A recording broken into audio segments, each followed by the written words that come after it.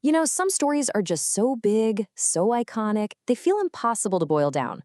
Bram Stoker's Dracula is definitely one of those. It's like trying to capture lightning in a bottle, right? So today, we're going to break down exactly how to do it. Think of this as your five-step guide to crafting the perfect summary for one of literature's all-time greatest monsters. And that really is the big question, isn't it? How on earth do you take this dense, terrifying, and totally groundbreaking novel from way back in 1897 and get it down to its absolute core? Well, that's what we're going to figure out. And trust me, it's all about having a solid game plan. So, here's our roadmap. First, we'll get to know the key players, the good guys and the big bad. Then, we'll nail down the core conflict that really drives the whole story. We're also going to talk about the book's super unique format, because it's absolutely crucial. After that, we hit the thrilling climax, and then we'll wrap up by asking the biggest question of all. Why is this story still so popular? Okay, first things first. You've got to introduce the characters. Any great summary starts with who we're dealing with. You need to know who to root for, and of course, who to be terrified of. This is the absolute foundation of the whole thing.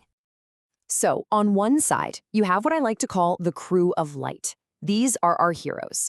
They really represent the modern Victorian world, a world of science, logic, and teamwork. And on the other side, well, you have the Prince of Darkness himself, Count Dracula. He's ancient, he's aristocratic, and he's a supernatural force from a world that time forgot. This clash between the modern and the ancient, it's everything. So, now that we have our who, we gotta figure out the what. What does the villain actually want? And what are the heroes desperately trying to stop him from doing? This central conflict is the engine that makes the whole story go. And Dracula's goal is, well, it's chillingly simple. He's bored with his old, crumbling castle. He looks at London, the vibrant, beating heart of the modern world, and sees a brand new hunting ground, a place to build a new empire of the undead. This isn't just a monster story, it's an invasion story. And make no mistake, this guy has a plan. It's totally methodical.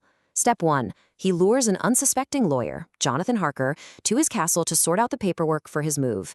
Step 2, he travels to England, leaving a ghost ship in his wake. Step 3, he picks his first targets, starting with Lucy Westenra.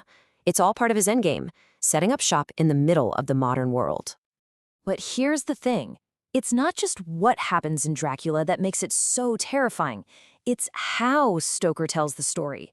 If you're going to summarize this book, you absolutely have to mention its unique format. It's the secret sauce that creates all that suspense. So the fancy term for it is an epistolary novel. Basically, there's no all-knowing narrator telling you what's going on. Instead, we, the readers, have to piece the story together from a whole bunch of different documents. Private diaries, letters, newspaper articles, you name it. It makes you feel like a detective, putting the puzzle together right along with the characters.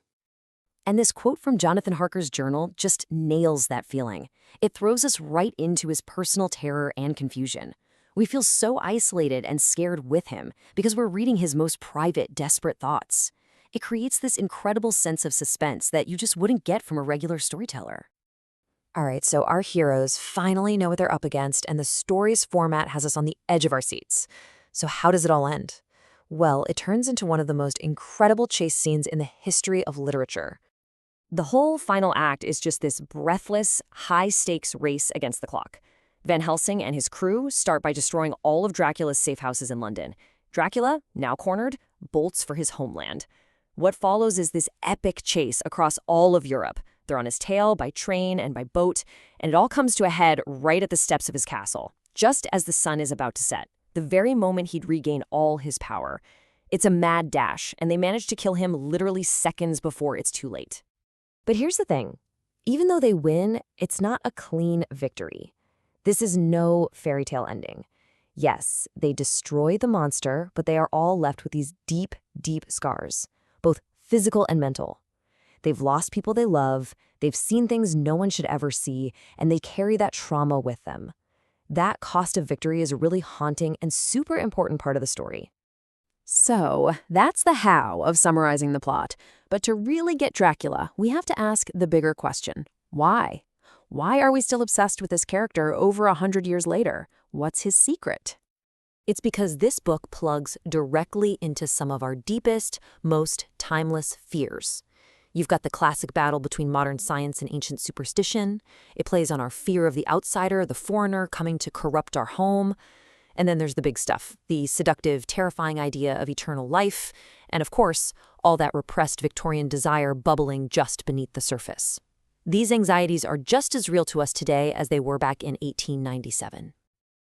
And, you can actually see his impact in the numbers. It's wild. With over 200 film adaptations, Dracula is right up there with Sherlock Holmes as one of the most portrayed characters in movie history. He's not just a character in an old book, he's become this cultural mirror that every new generation holds up to reflect its own fears and fascinations. Which leaves us with one last big question to think about. They say every generation gets the Dracula it deserves. He's been a monster, a tragic hero, a suave aristocrat, a romantic lead. So what does our ongoing obsession with this creature of the night really tell us about our own fears right here, right now? It's something worth chewing.